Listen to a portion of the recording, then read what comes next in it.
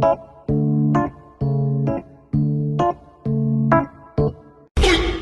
बात पूछूं? पूछो। देखो, अगर तुमने सही सही जवाब दिया ना, पूरा 1000 दूंगा।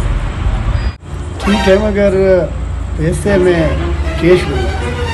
ठीक है, एक बात बताओ, मैं तुम्हें एक बकरी देता हूँ, एक शेर देता हूँ और इतनी बड़ी फूलों की टोकरी दे रहा हूँ, ये एक कश्ती में चढ़ाने हैं।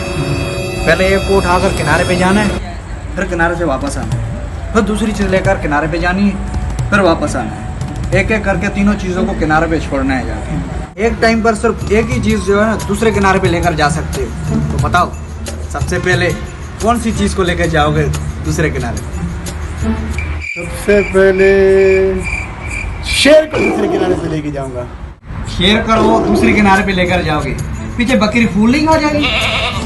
शेर को छोड़ो, फिर मैं फूल उस तरफ लेके जाऊंगा। अबे फूल लेकर जाओगे?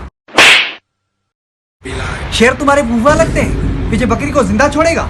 अब बताओ, पहले किसको लेकर जाओगे?